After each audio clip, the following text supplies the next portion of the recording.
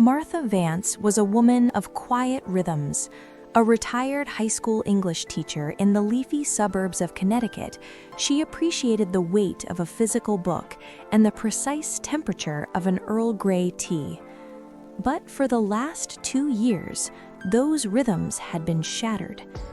The disruption lived in her finished basement.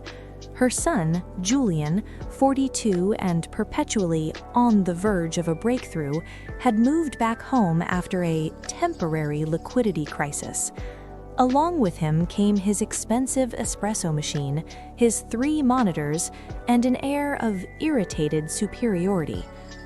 On a Tuesday afternoon, Martha sat at her mahogany desk, the one her late husband, Arthur, had bought her when she finished her master's. She was looking at her Vanguard retirement statement. Something was wrong. A withdrawal of $8,500. She hadn't authorized it. "Julian," she called out, her voice still carrying that classroom authority that once silenced rowdy seniors. A few minutes later, Julian trudged up the stairs.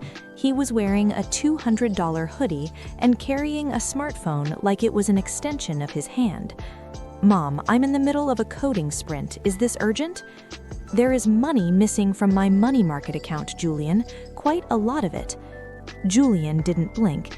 He walked to the fridge and grabbed a bottle of expensive alkaline water Martha had supposedly bought for herself. "I moved it, Mom. It's a bridge loan. My startup, NextPath, is hitting a scaling wall. I'll put it back with 20% interest by next month. It's a better return than your bank gives you." "You didn't ask," Martha said, her heart hammering against her ribs. "That is my retirement, Julian. That is the money Arthur left to ensure I could stay in this house." Julian sighed, the sound of a man burdened by an inferior mind. "Mom, let's be real. You're 72. You don't spend anything. You're just sitting on that capital. I'm actually using it to build a legacy. Besides," he added, his voice dropping to a chillingly smooth tone, "you've been getting a bit forgetful lately. I probably mentioned it at dinner and you just let it slip. Maybe we should look into those luxury assisted living suites. They handle all the confusing paperwork for you." Martha felt a cold shiver. It wasn't fear. It was the realization that the boy she had raised had become a predator. He wasn't just stealing her money, he was setting the stage to steal her autonomy. Martha spent the night in her armchair, not sleeping. She thought about the forgetfulness Julian mentioned. It was a calculated lie, the gaslighting she had read about in modern literature. He wanted her to doubt her own mind so he could take the keys to the kingdom. The next morning, while Julian was asleep, he rarely rose before 11 a.m., Martha went to her basement. She didn't go to his room. She went to his office set up in the den. She wasn't looking for a confession. She was looking for a trail. She found it in his trash can and on the sticky notes around his desk. Passwords, account numbers. He had been accessing her iPad while she napped, using her saved biometric data or simply watching her pattern over her shoulder. Martha didn't scream. She didn't confront him. She did what she had done for 35 years when a student tried to cheat. She started grading his performance. She drove to a small office park 3 towns over. She didn't want the local lawyers who played golf with Julian's old high school friends. She wanted Sarah Jenkins, a specialist in elder law and financial abuse. "He's my son," Martha said, sitting in Sarah's office, her hands folded neatly on her lap. "But he's also a thief, and he's trying to imply I have dementia to cover his tracks." Sarah looked at the bank statements Martha had printed. "In the eyes of the law, Martha, a bridge loan without a contract is just grand larceny, and the threat of forced institutionalization, that's coercion. I want him out, but more than that, I want my life back. I want the Bank of Mom to be not just closed, but liquidated."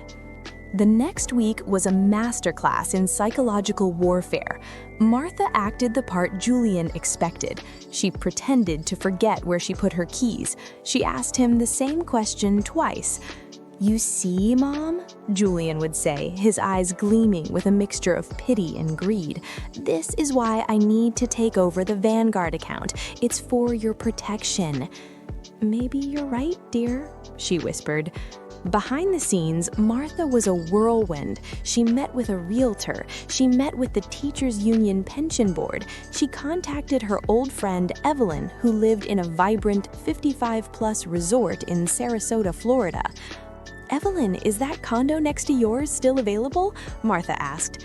"It is, Martha, but you love your Connecticut winters." Evelyn laughed. "I've decided I'm tired of the cold, especially the cold inside my own house." The liquidation happened on a Friday. Julian was preparing for a big pitch to investors, likely another group of people he was trying to swindle. A knock came at the door. It wasn't a guest, it was a process server. Julian took the envelope, laughing. "What's this? Is someone suing the startup already? Good luck, we're pre-revenue." Then he read the front, Martha Vance versus Julian Vance.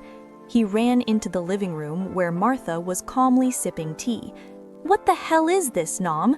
An eviction notice? And an injunction? You've frozen the accounts?" "I didn't freeze them, Julian. I moved them," Martha said, "to a trust that requires 3 independent signatures for any withdrawal over $500. Yours is not one of them." "I'll tell the court you're incompetent. I've been documenting your episodes for weeks," he screamed, his face turning a dark, ugly purple.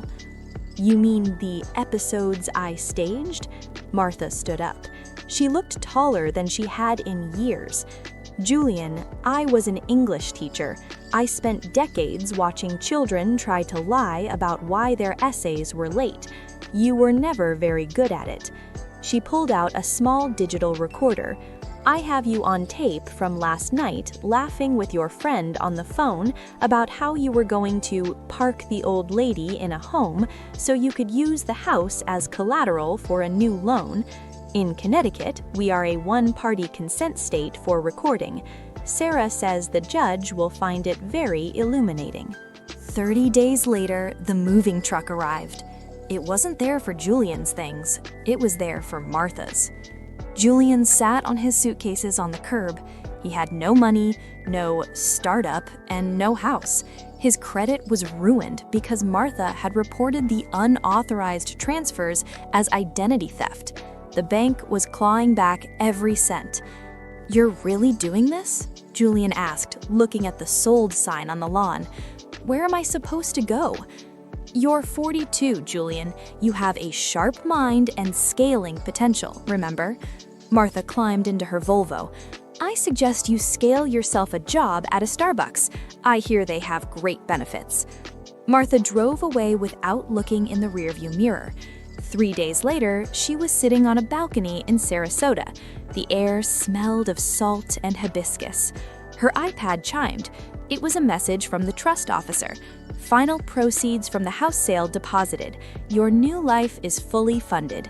Martha opened a new book, took a sip of a perfectly chilled mimosa, and finally enjoyed the silence. The Bank of Mom wasn't just closed. The building had been demolished, and something much more beautiful had been built in its place.